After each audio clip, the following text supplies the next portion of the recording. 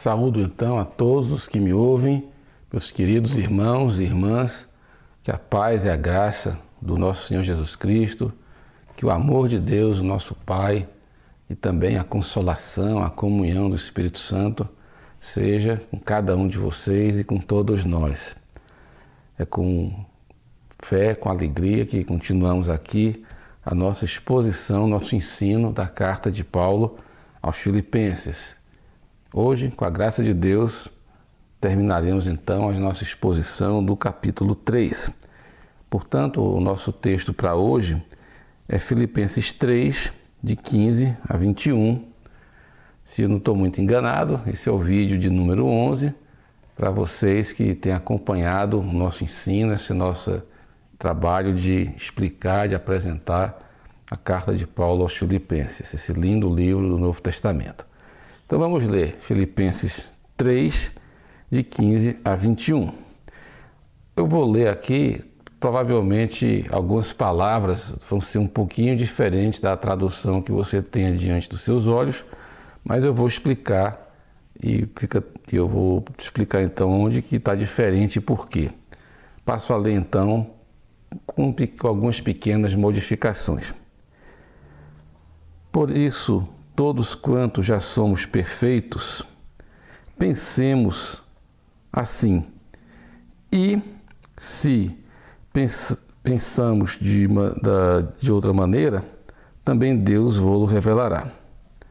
Mas naquilo que já chegamos, andemos segundo a mesma regra e pensemos da mesma maneira.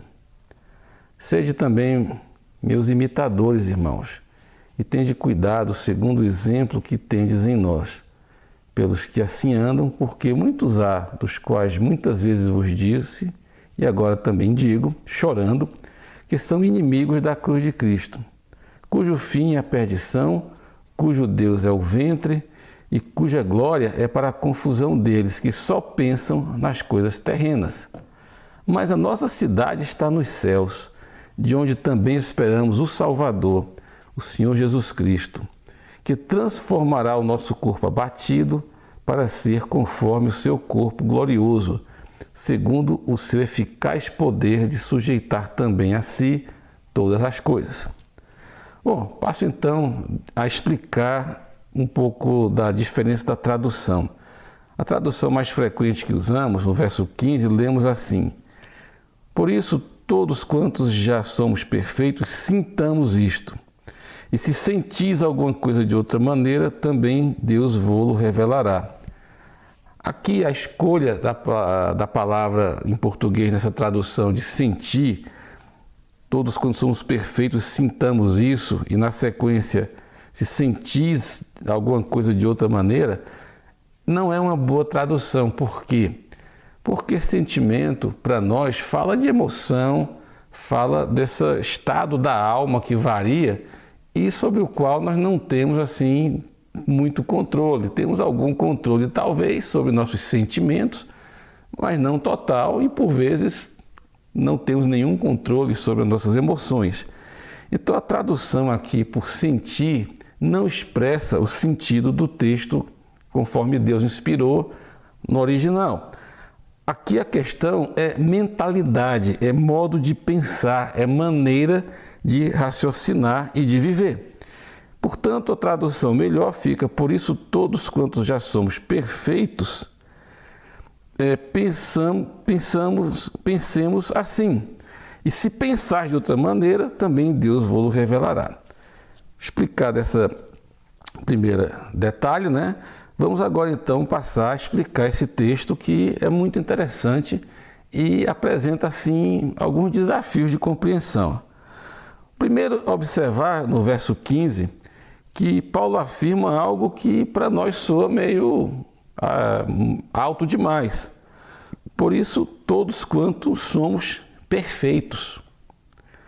Na nossa mente, perfeito é um estado inatingível, né? Porque temos assim uma ideia de perfeição, entendemos perfeição de uma maneira que não é exatamente o conceito, a maneira que a Bíblia descreve.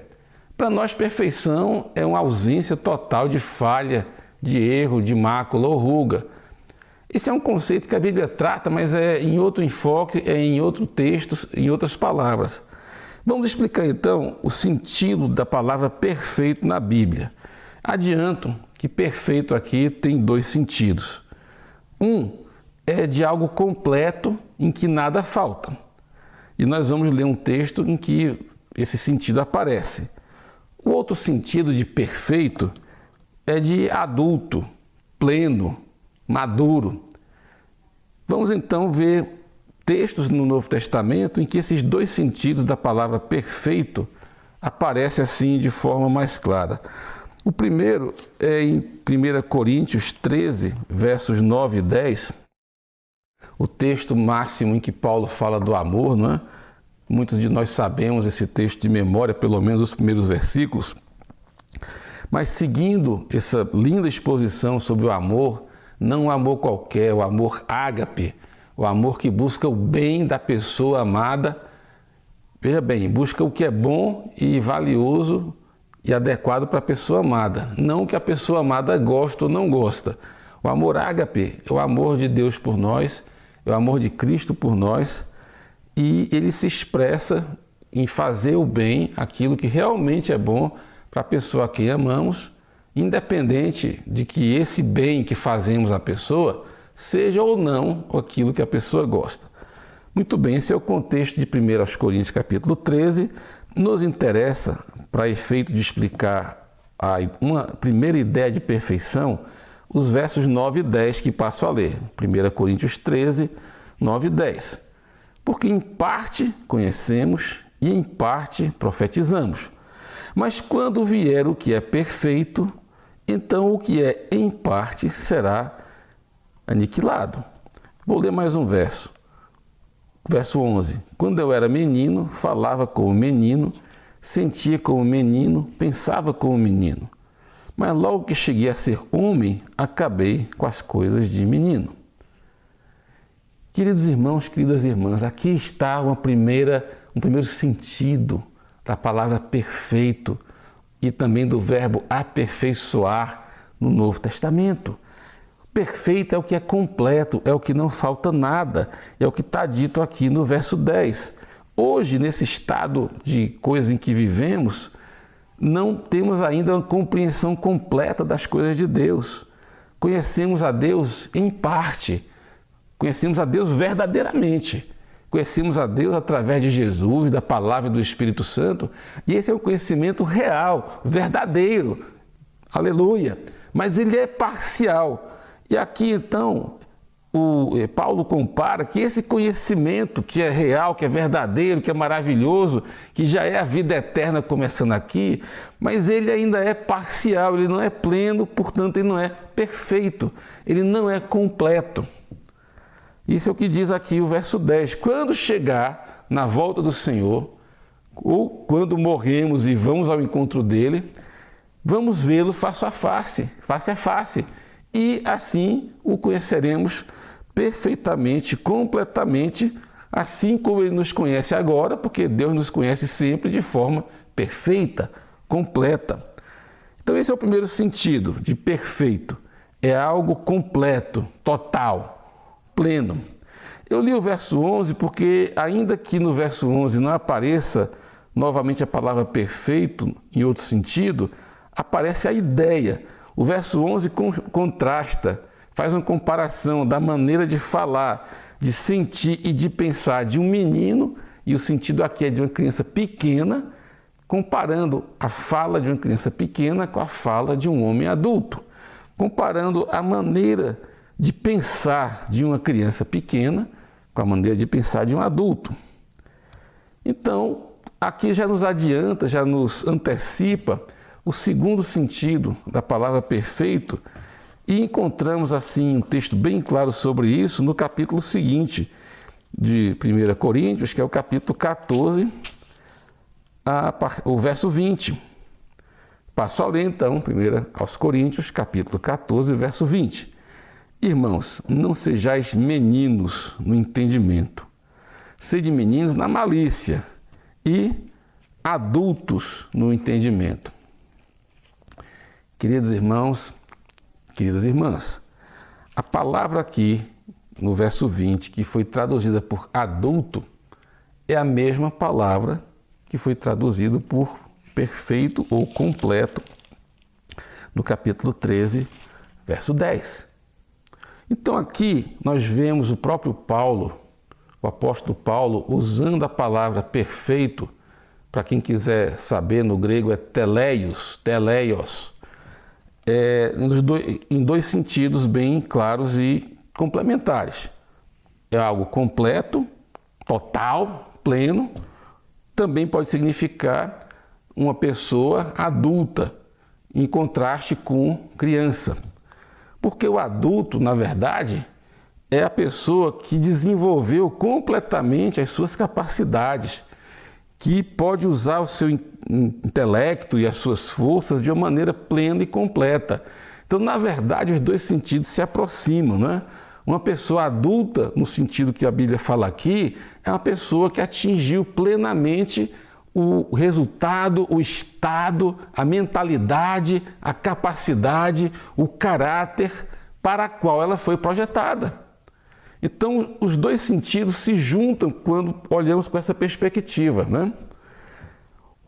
Podemos então assim dizer que a ideia de perfeito ou completo ou maduro é uma pessoa que atingiu plenamente o propósito, o alvo, alcançou todos os resultados para a qual ela foi criada. E nós sabemos, irmãos, que Deus nos escolheu de antemão, sabendo tudo antecipadamente, Ele nos escolheu para que sejamos conformes, semelhantes à imagem do seu Filho amado Jesus. O projeto de Deus para você e para mim é que sejamos maduros, plenos, completos em Cristo Jesus. Voltemos então aqui a Filipenses, capítulo 15, e vamos então aplicar esse sentido no texto que lemos. Paulo acabou de expor aqui no capítulo 3, nos versículos anteriores, aquele seu desejo, aquela sua busca apaixonada por Jesus, a sua maneira de pensar que o levou a deixar tudo para trás, melhor dizendo, a sua nova maneira de pensar em Cristo Jesus, que o levou Paulo a olhar para tudo aquilo que ele considerava lucro, ganho, honra, glória humana, fariseu, judeu de hebreu de hebreus, irrepreensível, tudo aquilo que ele considerava valioso, honroso, tanto que havia recebido por herança de nascimento, como aquelas coisas que ele conquistou no seu esforço, no seu caminho, tudo aquilo então que honrava e valorizava, ele passou a considerar como nada, como perda. Isso quer dizer que ele passou por uma profunda mudança na sua maneira de pensar. E é dessa maneira de pensar que ele está falando. Lembre-se que no capítulo 2 de Filipenses, no verso 5, Paulo exorta os cristãos daquela cidade, passo a ler aqui, de sorte que haja em vós o mesmo modo de pensar que houve também em Cristo Jesus. Queridos irmãos, queridas irmãs, Paulo exortou aquela igreja e a nós também a que tenhamos uma mudança no nosso modo de pensar, na nossa mentalidade e que passemos a pensar, a nos comportar, a ter uma mentalidade semelhante à de Jesus. Isso foi no capítulo 2, como já explicamos. Mas no capítulo 3 nós encontramos Paulo expondo a sua maneira de pensar que é semelhante à de Jesus. No capítulo 2 nós lemos que Jesus, sendo Deus, não se apegou, não se agarrou à sua glória como Deus. Ele amava e sempre amou o Pai, ele tinha um lugar especial junto ao Pai, um lugar de glória. Ele não se apegou porque ele amou o Pai, fez a vontade do Pai, que era que ele viesse aqui, se fizesse homem e pagasse aquele terrível preço para nos resgatar. Ele também nos amou, porque ele olhou e viu o fruto do penoso trabalho da sua alma, que somos nós esse fruto, e ficou satisfeito. Então Paulo, ao conhecer Jesus, ele teve o seu modo de pensar, a sua mentalidade transformada. E Paulo sabia que muitos dos irmãos, das irmãs da igreja em Filipos, também tinham essa maneira adulta, perfeita, madura em Cristo de pensar.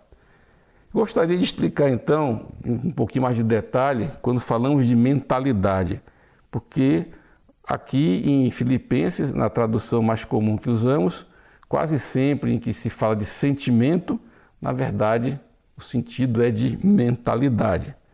O que vem a ser mentalidade? Mentalidade é o conjunto de pensamentos que nos levam a comportamentos. Não é só o pensamento, não é só o comportamento, é a soma dos dois. Se eu penso como Jesus, se eu olho para a maneira que ele é, se eu olho para a maneira que ele se comportou e passo a imitá-lo, valorizar o que ele valoriza, amar o que ele ama, chamar de santo o que ele chama de santo, chamar de pecado o que ele chama de pecado. Então esse é um processo de mudança de mentalidade, em que não só a minha maneira de raciocinar, não só os meus valores mudam, mas essa mudança também se reflete na minha maneira de agir. Por quê?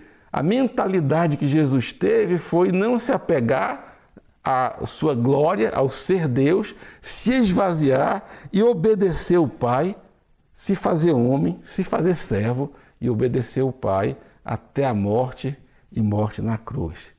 Ele não apenas pensava como o Pai queria, ele fez tudo o que o Pai queria. Então, isso é mentalidade. E é essa palavra que Paulo diz aqui, no verso 15. Todos quantos já somos completos, ou adultos, ou maduros, semelhantes a Jesus na mentalidade, pensemos dessa forma. De que forma? Da forma descrita por ele em Cristo, no capítulo 2, e acerca dele mesmo agora no capítulo 3. Mas há aqui um detalhe que eu chamo a atenção. No capítulo 3, que estamos lendo, verso 12, Paulo diz o seguinte, falando de Cristo e da ressurreição, né? Não que já a tenha alcançado, nesse caso a ressurreição, ou que já tenha sido aperfeiçoado. A tradução aqui diz, mas que já seja perfeito. O detalhe é que, na verdade, esse verbo está na voz passiva, então a tradução mais precisa seria, Paulo está dizendo, não que já tenha sido aperfeiçoado, levado à perfeição. Então, nesse verso 12, ele diz que ele não tinha ainda sido levado a uma perfeição, e ele sabia que é Deus que operava nele, como operava nos irmãos. Como já lemos em textos anteriores dessa mesma carta, Paulo diz assim, é Deus que opera em vós o querer e o realizar, e ele vai completar sua obra até o dia de Cristo. Então, como que compreendemos esses dois versos que aparentemente nos falam coisas diferentes? Mas tem uma diferença importante aqui e eles são coerentes. Convido agora a leitura, então, de Filipenses, capítulo 2, verso 10. Colossenses 2:10. Convido a leitura de Colossenses capítulo 2, verso 10, onde lemos o seguinte, falando de Cristo. Vou ler o verso 9 também. Porque nele habita corporalmente, em Cristo, toda a plenitude da divindade, atenção, e estais perfeitos nele, que é cabeça de todo principado e potestade. Meus queridos irmãos, nós fomos colocados em Cristo. Quando nos convertemos, quando nos arrependemos, quando somos batizados, nós somos unidos a Cristo. É um mistério lindo e real.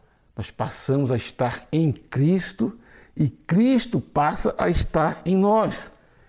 em Efésios, capítulo 3, lemos que para que Cristo habite pela fé em vossos corações. Então, Cristo passa a habitar em nós e nós, pela graça de Deus, ao nos identificarmos com Jesus, somos crucificados com Ele, morremos com Ele na cruz e com Ele somos ressuscitados para a nova vida. Por isso que Paulo diz aqui, nesse texto de Colossenses 2,10, que em Cristo, na pessoa na qual habita corporalmente a plenitude da divindade, porque estamos nele, então nós somos completos. Queridos, em Cristo nós já recebemos tudo o que precisamos, possamos vir a precisar. Estamos unidos a Ele, unidos na sua morte, então morremos para o mundo. O pecado teve o seu poder quebrado sobre nós. O velho homem foi crucificado. Eu não sou mais devedor ao pecado. O escrito da minha dívida, do meu pecado, foi pago, foi encravado na cruz. Satanás não tem mais nada o que cobrar de mim. Eu fui perdoado. A sentença que pesava sobre mim foi removida. O castigo que pesava sobre mim como pecador foi eliminado, foi encravado na cruz do Calvário, porque a obra de Jesus é completa, de perdão, de libertação, de redenção, de transformação. Deus está fazendo de mim um novo homem. Deus está transformando o Horácio em um novo Horácio, cheio da graça, da santidade, da humildade, do amor, do perdão, do servir, tudo que havia e que há em Cristo Jesus. E ao me unir a Cristo pelo batismo, pelo arrependimento, pela obra do Senhor e do seu Espírito Santo, eu, pecador, sujo, incompleto, imperfeito, imaturo, infantil, me tornei perfeito, completo, porque agora em Cristo eu tenho pela fé acesso a tudo que Jesus é, a tudo que Ele fez, a tudo que Ele alcançou. Agora está ao meu alcance, está ao seu alcance, e por isso em Cristo nós somos perfeitos e completos. Aleluia! Por isso Paulo pode dizer mais adiante na carta aos Filipenses: eu posso todas as coisas em Cristo que me fortalece. Por outro lado, voltando aí a Filipenses capítulo 3, o verso 12, Paulo diz: olha, eu ainda não fui completamente aperfeiçoado. Qual é então aqui, queridos irmãos, o ensinamento que temos? Ao sermos unidos a Cristo, sermos colocados nele e ele em nós, nós já temos acesso a tudo que Jesus é, que Ele fez, que Ele faz, que Ele opera. Então, nesse sentido, estamos completos, nada nos falta. Mas, relembrando outros textos de Paulo, Paulo diz em Gálatas: logo, já não sou eu quem vivo, Cristo vive em mim. Essa vida que vivo hoje na carne, vivo-a pela fé no Filho de Deus, que me amou e a si mesmo se entregou por mim. Então, o meu caminho de ser aperfeiçoado e que eu não, essa obra de aperfeiçoamento que Deus opera em você e em mim, e Deus não obriga, Deus opera em você e em mim, como operou em Paulo, como operou em tantos, mas nós temos que cooperar com Ele. É a maneira que Deus age para que a maneira que eu vivo, o que eu faço, o que eu não faço, a maneira que eu me comporto neste mundo, seja cada vez mais coerente com a minha união com Cristo, com o fato de que Cristo está em mim. Deixa eu tentar explicar isso aqui, talvez em situações mais concretas, não é? Alguém me ofende, alguém te ofende. Em Cristo, o velho homem já morreu, foi crucificado. Há um novo homem, uma nova pessoa sendo criada, gerada de novo para uma nova vida. Então, em Cristo, eu já tenho o recurso, a graça, o poder de simplesmente perdoar. Mas na prática, na situação real, sabemos que não é tão automático assim. Cristo lavou os pés dos discípulos, está lá em João capítulo 13, e disse: eu sou o Senhor e o Mestre, e eu fiz isso, lavei os pés de vocês, vocês devem fazer o mesmo. Jesus ensinou os seus discípulos a cuidar, a servir, cuidar uns dos outros e servir uns aos outros. Ora, o velho homem, o velho Horácio, ele gosta de ser servido, ele não gosta de servir. Mas esse é o Horácio carnal, que foi crucificado com Cristo no arrependimento, no batismo. Então, o caminho de eu ser aperfeiçoado é o caminho que Deus conduz a você e a mim, no qual o poder dele opera e nos torna cada vez mais semelhantes a Jesus no nosso caráter, naquilo que fazemos, na nossa maneira de pensar e no nosso comportamento. Então, resumidamente, é assim: em Cristo, você e eu e todos quantos de fato nos entregamos a Ele, todas as pessoas que tomaram a sua cruz, negaram-se a si mesmas e resolveram andar com Jesus, cada discípulo que renunciou a tudo quanto tem, a tudo quanto é, a tudo quanto possa vir a ser, a toda ou qualquer outra coisa, para andar com Jesus, para conhecê-lo e ser encontrado nele, nas expressões de Paulo aqui no capítulo 3, cada pessoa dessa está em Cristo e, portanto, está completa. Eu quero enfatizar isso, porque você está em Cristo, porque eu estou em Cristo e Cristo está em nós, nós não precisamos de mais nada além de Jesus em mim e em você. O amor dele já está presente, há que crescer. O poder da cruz já operou e opera em nós, então havemos que andar em santidade de vida, havemos que andar em amor, em serviço, em perdão, em perdoar. Eu não consigo, eu não dou conta, eu sei, nem eu. Por mim, por você, qualquer ser humano sem Cristo não consegue andar nessas coisas elevadas, não consegue perdoar, não consegue servir, não consegue parar de falar besteira, não consegue agradar a Deus, não consegue, ponto. Mas por isso Paulo diz: já somos perfeitos. E por quê? Porque nós estamos em Cristo e Cristo está em nós. Agora, para que Cristo esteja em nós e nós nele, algo tem que funcionar, e esse algo é a cruz. Por isso que mais adiante nesse texto, Paulo contrasta a sua atitude, a sua mentalidade semelhante de Jesus, de homem maduro, de homem que quer ser como Jesus. No verso 18, ele fala assim, de que muitos há, dos quais muitas vezes vos disse, agora também digo chorando, que são inimigos da cruz de Cristo, cujo fim é a perdição, cujo Deus é o ventre e cuja glória é para a confusão deles, que só pensam, só a sua mentalidade, a sua maneira de pensar e de se comportar é apenas segundo parâmetros, valores aqui deste mundo. Então, queridos irmãos, queridas irmãs, esse é o sentido do verso 15. Em Cristo, nós já somos perfeitos e completos, mas isso tem que se expressar de maneira visível, palpável, concreta, no que somos, no que fazemos. E devemos pensar assim. É assim que você deve pensar sobre você. Eu estou em Cristo. E tudo que eu possa renunciar para ser achado em Cristo, para crescer em Cristo e que Cristo cresça em mim, todo preço ou valor ou coisa que eu renuncie não é nada, porque a sublimidade do conhecimento de Cristo é muito mais valiosa. E o final do verso 15, Paulo diz assim: e se você pensa diferente disso, Deus vai revelar a você. Acho isso aqui lindo, tremendo. Não é porque você está me ouvindo, não é porque você ouviu algum discurso de alguém que a sua maneira de pensar vai se tornar semelhante de Jesus. Deus vai te revelar.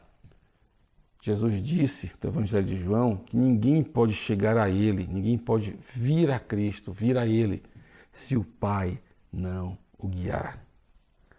Então o Pai, o Espírito Santo nos guiam a Cristo e nos levam a conhecer Jesus e nos capacitam a andar com Ele e a imitá-lo. Quero continuar aqui então no verso 16, Paulo dizendo aqui: naquilo que já chegamos ou que já entendemos, andemos segundo a mesma regra, o mesmo padrão e tenhamos o mesmo modo de pensar. Queridos irmãos, conhecer ao Senhor, conhecer a Cristo é uma caminhada que já começamos e que continuamos e que só vai se completar plenamente, talvez, na eternidade. Eu digo talvez, porque eu creio que é possível um conhecimento de Cristo pleno aqui neste mundo. Mas não é o meu assunto isso aí. O verso 16 então é isso. Naquilo que você já compreende, naquilo que você já entende, naquilo que você já conhece do Senhor, pense e se comporte de acordo com o seu conhecimento de Cristo. E se olhamos para o lado, para alguém próximo e percebemos, irmãos e irmãs, que ainda estão infantis no entendimento, ainda oscilam entre as coisas de Cristo e as do mundo, nossa atitude é de amor, é de servir, é de orar para que Deus revele a eles mais de Cristo, mais do Senhor. Não posso passar adiante sem ler com vocês Efésios capítulo 4, verso 13, porque nesse texto também de Paulo, Paulo nos apresenta Cristo como exemplo do homem perfeito e nos exorta toda a igreja. O contexto aqui não é individual, Efésios 4 é a igreja, é o corpo de Cristo, aqui esse é o assunto, Então, vamos ler aqui os versos 12 e 13, o tema que me interessa está no verso 13.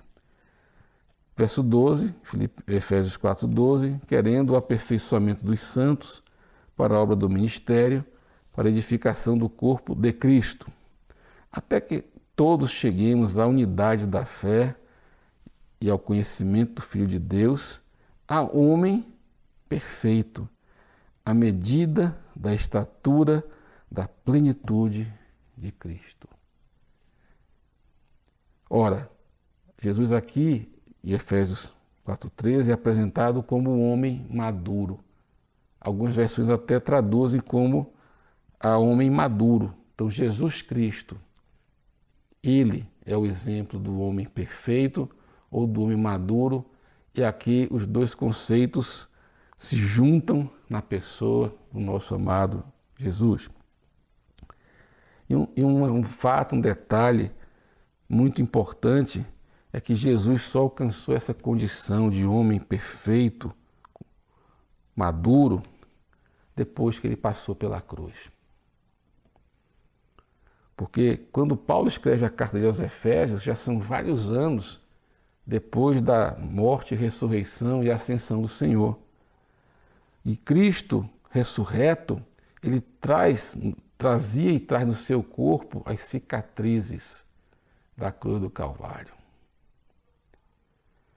Queridos irmãos, queridas irmãs, o caminho para pensarmos, termos a mentalidade de Jesus e crescermos em termos práticos na perfeição que já temos nele, pela nossa união com ele, passa pela cruz. Crucificados com Cristo, ressuscitados com ele. Uma diferença essencial entre um cristão novo, ainda hesitante, e uma pessoa cristã plena e madura em Cristo, é que na pessoa mais nova, ela já vive a vida de Cristo, Cristo já está nela, mas ainda há muito do velho homem. A cruz não produziu ainda uma mudança plena e completa na sua maneira de viver, ainda que pela sua união com Cristo na cruz, essa pessoa já esteja completa. E eu quero perguntar aqui, você é amigo da cruz de Cristo ou é inimigo dela? Como estávamos lendo aqui, agora de volta a Filipenses 3, Paulo fala de pessoas que são inimigos da cruz de Cristo. Isso seria meio ilógico, não é? Por que eu seria inimigo da cruz de Cristo se naquela cruz ele me pagou os meus pecados, me libertou do poder do pecado, me libertou do poder do diabo, me transportou para um reino muito melhor, do império das trevas para o reino do Filho do seu amor, segundo o texto de Paulo? Por que eu seria inimigo dessa cruz?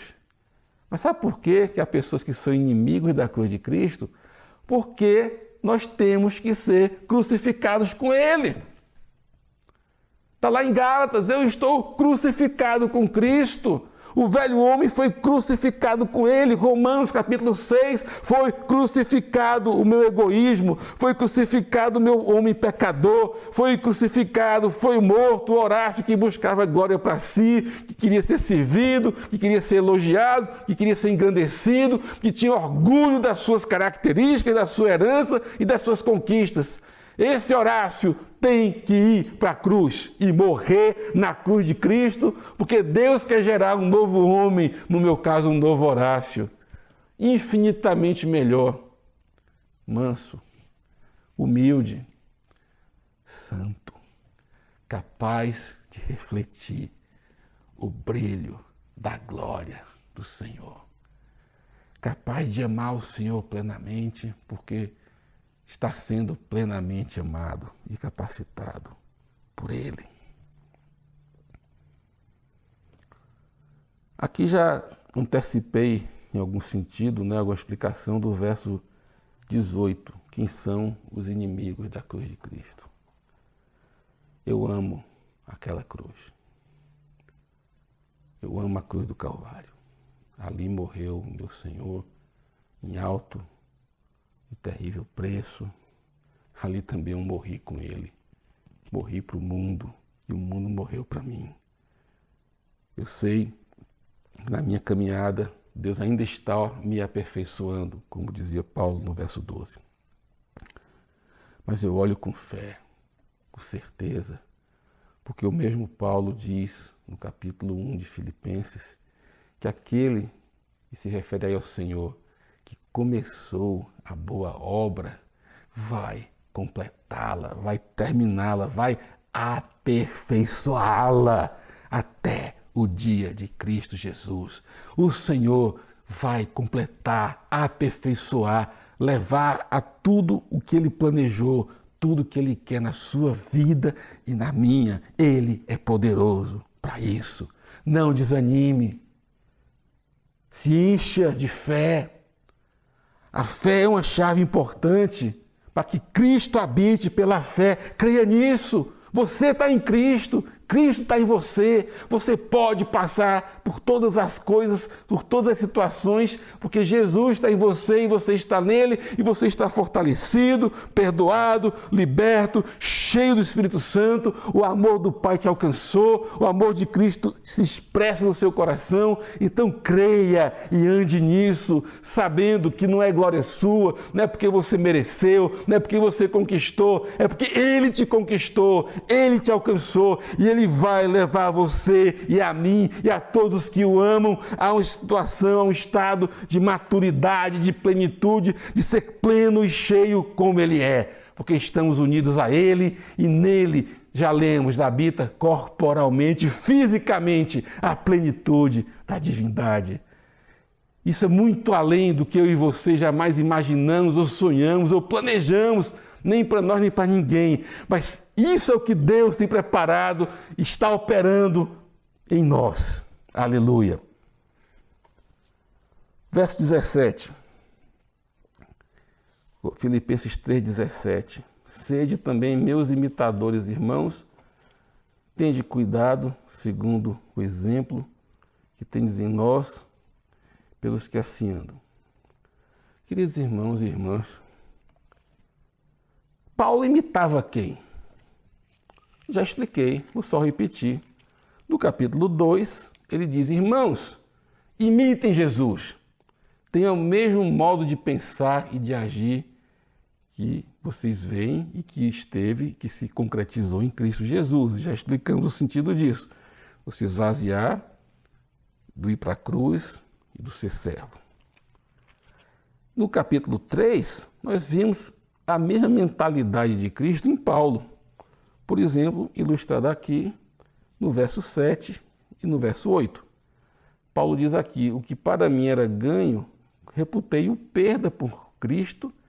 Na verdade, tenho também por perda todas as coisas pela excelência do conhecimento de Cristo Jesus, meu Senhor, pelo qual sofri a perda de todas estas coisas e as considero como escória, como lixo, para que possa ganhar a Cristo. Essa é a mentalidade de Paulo. Renunciar a tudo, deixar para trás tudo, que até o que poderia ser honroso. Nem falar de pecado, isso sim, não dá nem para falar, tem que ficar para trás mesmo. Mas por quê? Para ser encontrado nele, verso 9, e ser achado em Cristo e conhecê-lo, né? Então aqui, queridos irmãos, eu explico a importância de contexto. Alguém já leu aí só o verso 17, Paulo dizendo: sede também meus imitadores, irmãos. Conclui apressadamente que Paulo estava se apresentando como um modelo, um exemplo nele mesmo. Como se tudo que Paulo fizesse ou dissesse ou agisse fosse absolutamente digno de ser imitado.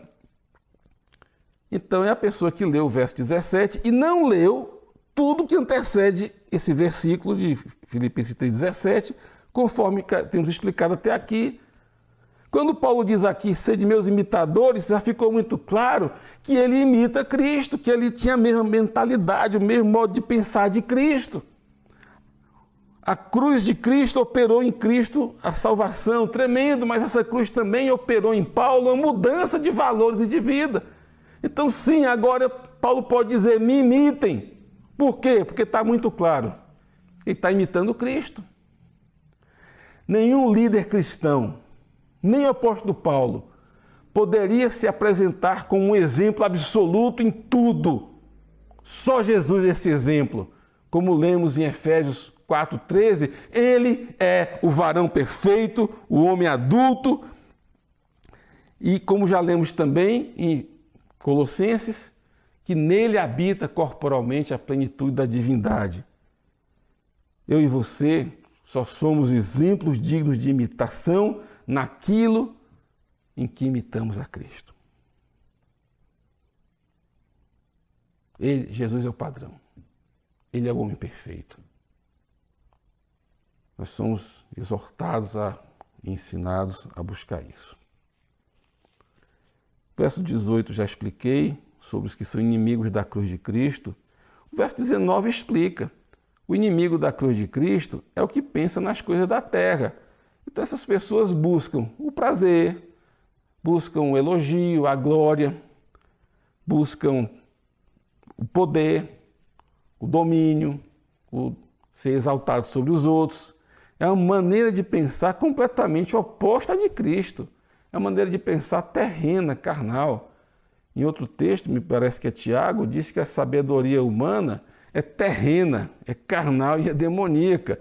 Esse modo de pensar que busca sempre o próprio interesse, que só busca o lucro, que quer se dar bem em cima dos outros, que leva a explorar os outros, que leva líderes cristãos a explorarem o rebanho, que leva o irmão a explorar outro, essa maneira de pensar que busca glória, que busca honra, que quer palanque, que quer o aplauso da multidão incondicional, essa é a maneira de pensar terrena, carnal, demoníaca, é a concupiscência dos olhos, da fama, é a concupiscência da carne, que quer o prazer, que quer o hedonismo, que quer gratificar os sentidos, é a soberba da vida. Essa é a sabedoria oposta à de Cristo, é uma mentalidade completamente oposta à de Cristo. Infelizmente, por vezes, mesmo no seio da igreja, é o que dá a entender aqui, essa exortação, esse alerta de Paulo nos versos 18 e 19, é que mesmo ali dentro da igreja, talvez se nem pertencer a ela de fato, né? Existem pessoas que têm aparência de cristãos, casca de cristãos, mas que a sua mentalidade é corrompida. É uma mentalidade mesquinha, disfarçado de aparente santidade. É a mentalidade de acusar, de botar os outros para baixo, de desprezar os outros, disfarçado de um aparente zelo pela verdade. Que o Senhor nos ilumine, que o Senhor nos leve a uma transformação profunda de maneira de pensar, de coração, e que a vida de Cristo, a tua vida em Cristo e a vida de Cristo em você cresça. Como dizia uma música simples, mas muito inspirada, convém que Jesus cresça mais e mais e que diminua eu e que Ele cresça. Finalmente, vamos aqui então ler e explicar os versículos 20 e 21.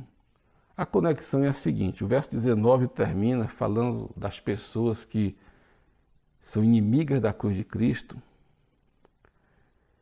que eles pensam em coisas terrenas.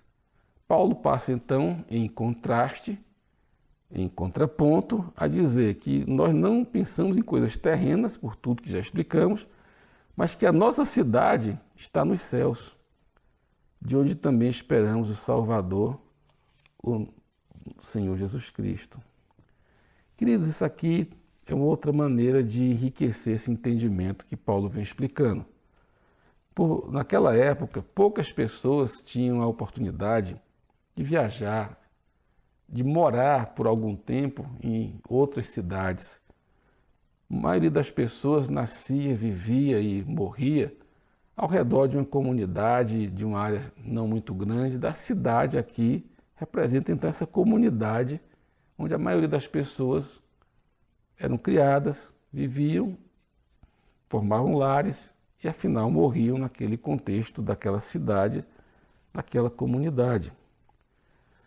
E Paulo diz que a nossa cidade está nos céus.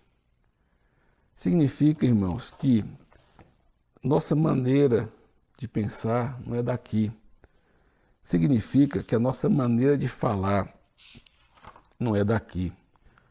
Por exemplo, você já percebeu que em cidades ou estados diferentes há maneiras de falar um pouco diferentes, né? Então, lá no Ceará, o pessoal vai na loja de sapato, experimenta lá um certo número e lá pode dizer, não, esse aqui não serve, ele está acochado. Que significa, em outros lugares, que aquele tamanho de sapato está apertado. É uma maneira de falar peculiar, típica de nós cearenses, né? Eu nem falo muito mais assim, porque eu estou aqui já em Brasília há muitos anos. Mas nossa maneira de falar, a comunidade com quem convivemos, os nossos vínculos, não são mais desse mundo. Estamos aqui, estamos neste mundo, mas não pertencemos a ele. Aqui nós somos estrangeiros. Nós agora somos cidadãos dos céus. Nossa cidade, nossa pátria é o reino de Deus. A nossa cidade é a Nova Jerusalém. O nosso rei, o nosso Senhor, que nos governa de fato, não é nenhum governante humano aqui. Quem nos governa é o Senhor Jesus Cristo, que Ele já é o Senhor nos céus e na terra e Senhor de nossas vidas.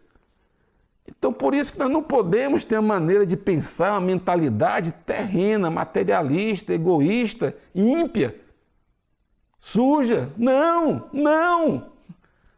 Nossa cidade está nos céus e ela já existe. Ela já está edificada. O Apocalipse fala da Nova Jerusalém que desce dos céus como a noiva ataviada para o noivo. Essa é a sua cidade, é a minha cidade.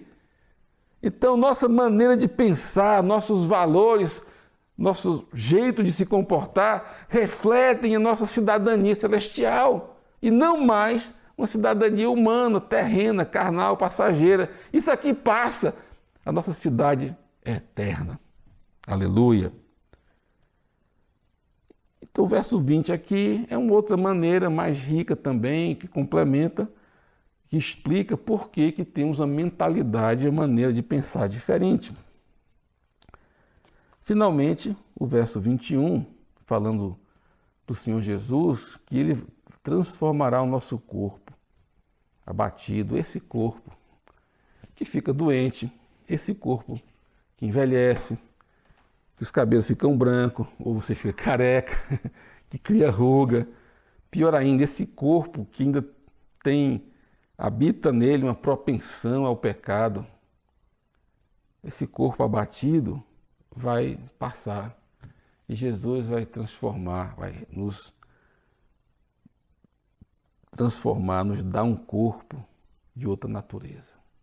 Um corpo físico, sim, mas um corpo físico perfeitamente adequado para a habitação do Espírito, nosso Espírito nesse corpo físico, do Espírito Santo em nós. E é um corpo semelhante àquele que o Senhor Jesus tinha e teve e tem depois de ressuscitar. Um corpo que nos capacitará a viver com Ele pela eternidade. Um corpo que não vai mais morrer, que não pega doença, que não envelhece. Aleluia. Dizendo aqui então, verso 21, que Ele vai transformar esse corpo abatido, caído, para ser conforme, semelhante ao seu corpo glorioso, que é o corpo que Ele tinha e tem após a ressurreição, de acordo com a eficácia, a capacidade do seu poder, do poder de Jesus, de sujeitar tudo a Ele. Então essa é a nossa esperança, de sermos redimidos e transformados. Quero concluir então esse capítulo 3, apenas enfatizando nosso caminho do crescimento, caminho de mudança de mentalidade. É o caminho da cruz, crucificados com Ele, renunciando a nós mesmos, sendo cheios de Cristo. E finalmente, o último verso que eu quero ler, está lá em Colossenses 3. Colossenses 3, deixa eu ver aqui, acho que é o 14, 3,14. Colossenses 3,14, que lemos o seguinte: e sobre tudo isto revestivos de amor, que é o vínculo da perfeição. A cruz do Calvário e o amor ágape, andam juntos, para que sejamos cada vez mais perfeitos, que a perfeição que já temos em Cristo se concretize cada vez mais. É o tomar a cruz e o amar.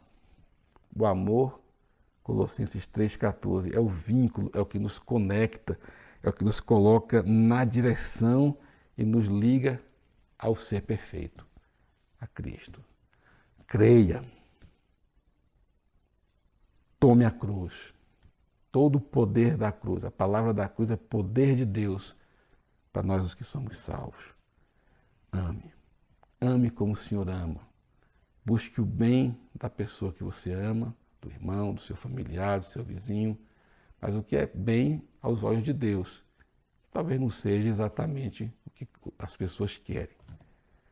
Que o Senhor nos abençoe, que o Senhor nos capacite a viver aqui a plenitude que já temos nele, para a sua glória. Amém.